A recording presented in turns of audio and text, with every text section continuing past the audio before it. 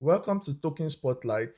Time to dive deep and see if this token is worth your attention or just another pump and dump. And Token Spotlight is sponsored by the Crypto Evangelist bot. If you've not used the Crypto Evangelist bot, engage with our bot and get rewarded. We have a 200,000 naira prize pool every month with the top 10 engagers getting 5,000 naira every week from the leaderboard. We did our first week last week, yeah, and we also did our monthly reward. So everything is on the Crypto Evangelist Telegram channel.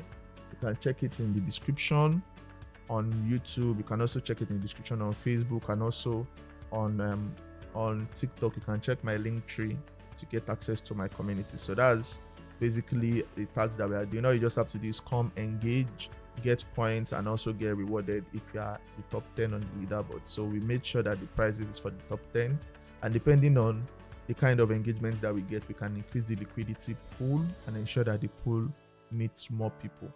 So let's get into our token spotlight. The project that we are going to be spotlighting today is a project that has provided a lot of joy for members of the crypto community, and the project is one of the top cryptocurrency projects. Many people might have heard of it in the past. It's a project that is one of the oldest crypto projects in terms of infrastructure. The co-founder of the project left Ethereum to form the project, and the project that we are having today as our token spotlight is none other than Polkadot. Polkadot is a very popular crypto project. I love Polkadot personally, and why do I love Polkadot? Because it was a crypto project that wanted to bring something new, right? Polkadot wanted to bring different cryptocurrencies or blockchains to speak to each other, making it like an internet of blockchains using the idea of parachains, where you have multiple chains that speak to each other. Obviously, Polkadot has not really gotten the kind of mainstream adoption that other cryptocurrency projects have gotten, but its tenants still stand and is one of the top crypto projects that has continued to like make that significant strive in the past like few years. And we are going to look at some of the key features of Polkadot. And one of the things that Polkadot has is that it was created by Gavin Wood, but if you look at some of the key features, you are looking at his relay chain. The relay chain is the heart of the Polkadot network. And what does the relay chain basically do? The relay chain gives Polkadot that ability to provide shared security, consensus, and interoperability for all connected parachains. Another thing that you also have is parachains. Parachains are independent blockchains that run in Polkadot in parallel within the Polkadot ecosystem. Each parachain has its own tokens, governance, and logic tailored for specific use case. So basically having different sub-blockchains within the main Polkadot blockchain. Maybe the reason why Polkadot has not really been able to thrive well is that many of the Ethereum ecosystem projects, just like Layer 2, has ensured that Polkadot has not really gotten a lot of traction because Layer 2 blockchains have done the same thing. We also have paratrades, which are pay-as-you-go parachains with limited slots, allowing smaller projects to plug into Polkadot security model without needing a full parachain list. As always, it has bridges that helps you connect to external networks like Ethereum and Bitcoin, and it has a nominated proof of stake where dot holders can stake tokens and nominate validators to secure the relay chain and get rewards from the blockchain. It also has on-chain governance where DOT token holders vote on proposals, they vote on upgrades, ensuring continuous evolution without contentious forks. That's one of the things that you see about the Polkadot ecosystem. It has that feature. Then we go next to the strength of Polkadot, and one of the things that you see as the strength of Polkadot is that Polkadot has like true interoperability. It has multiple blockchains, so it makes it very decentralized. These blockchains can communicate and transfer data or assets natively to each other. It also has shared security because it has robust security system. It's a very, very decentralized blockchain. It also allows scalability because blockchains can process transactions in parallel as parachains, which means that it has high throughput. That means it has high capacity to take a lot of transactions without slowing down its blockchain, which was one of the things that Bitcoin and Ethereum really struggled with. And it also has a flexible governance where dot holders can propose and vote on protocol upgrades, treasury spending, and network changes, which ensures that they don't need to be a lot of forks like what happened with Ethereum, where we had Ethereum Classic and Ethereum splitting because of differences in how they wanted the ecosystem to look like. And it has a very strong developer backed network. It's a very big blockchain and has a lot of grants, a lot of development stuffs within the ecosystem. So that's one of the things that it has there. I can see Anto Life saying that, talking about FSTC days. Yeah, nice to nice to know that I have if somebody from my secondary school days on the live. And next, we talk about the strong developer ecosystem, which is quite cool. We have that development ecosystem for Polkadot. Then we go to the next phase for it, which is the community. By looking at the community, one of the things that we see here in terms of community is looking at the current community trend. There is a lot of positivity for Polkadot, which is not surprising. The crypto market is doing good at the moment. Polkadot is quite popular. So that leads to a very robust ecosystem where there are a lot of people saying a lot of positive things about Polkadot. So I'm not really surprised that we have something like that happening. And then we go to the next phase, which is basically the fear and greed index, just to see what people are saying about Polkadot. What's the current market trend in terms of fear and greed index? And you'd see that the fear and greed index is at 53.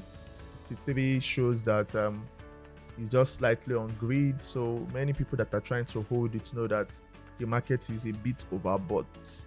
And when the market is overbought, we might see slight retracements coming soon. Retracement means the price of a token going down by maybe 2 to 5%, which is normal when the market goes up. So from that retracement part, it goes to the next level, right? So that's the way it works in the crypto space. Though there are some times that we have anomalies, right, where a coin just continues to dump, or anomalies where a coin just continues to pump. So those are things that we might see in the crypto space. And then we go next to the major projects. The major projects on the Polkadot ecosystem, we have Akala. Akala is a DeFi hub parachain offering a decentralized stablecoin, DEX, liquidity staking. We also have Moonbeam. Moonbeam shows an Ethereum compatible smart contract parachain, enabling developers to deploy Solidity contracts in the Polkadot ecosystem. So basically, you can deploy Solidity contracts. For people that are very aware of crypto, Solidity is the programming language used by Ethereum. Ethereum uses Solidity programming language, and Ethereum is very popular, right? We also have Asta Network, a multi-chain DApp hub supporting EVM and WASM smart contracts. DApp in crypto is decentralized applications, so supporting EVM, that's Ethereum virtual machine. So we also have Parallel Finance, which is a decentralized money market protocol for staking and lending with Polkadot. And we also have Centrifuge. Centrifuge is a parachain bringing real world assets like invoice and real estate onto the blockchain. Centrifuge is quite popular within the Polkadot ecosystem because I know I've heard of Centrifuge a lot. And if you're looking at some of the markets of Polkadot, Polkadot is a very robust ecosystem, and you can see from the market is on Binance. It has volume of about 26 million, which is quite high. We also have it on Coinbase Exchange. You can see it's on 2 of the top exchanges in the world. So those are places where you can find Polkadot if you're interested. But as always remember to do your own research. Cryptocurrency assets are very volatile, and you can easily lose money as fast as you get it in the crypto space. We also look at some of the X sentiments. We all know Twitter is the home of crypto, and I always try to show you what some people are saying about it on Twitter. There's a lot about talking about its resilience, talking about Polkadot. Somebody says Polkadot needs to cap its supply and significantly reduce the staking rate to make DOT a deflationary coin.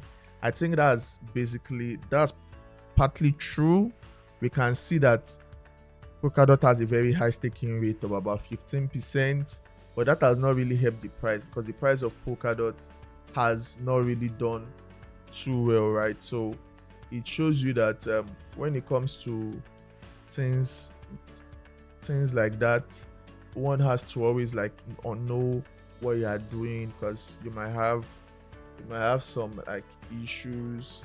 So in terms of like getting value, because the staking rate is very high and the price of Polkadot has not really done much, to be honest, for those that are holding Polkadot long term.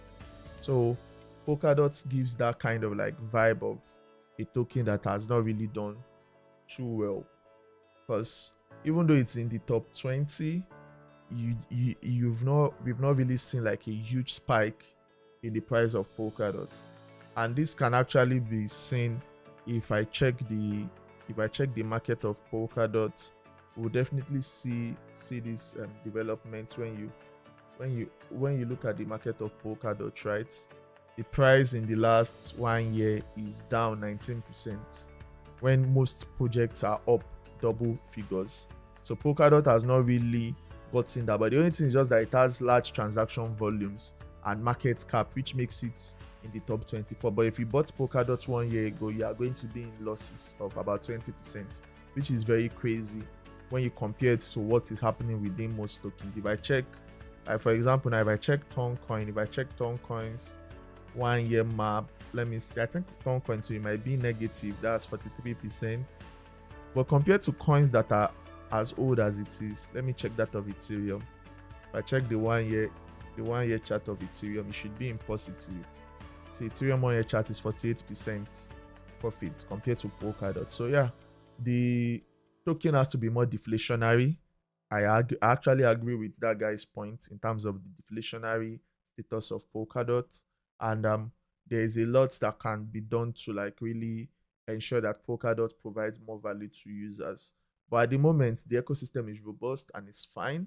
We've seen a lot of developments from Polkadot, and it's very important that we have like robust ecosystems within the crypto space. That's our token spotlight for today. That's your token spotlight breakdown. What did you think? Drop your thoughts below and smash the like button for tomorrow's analysis.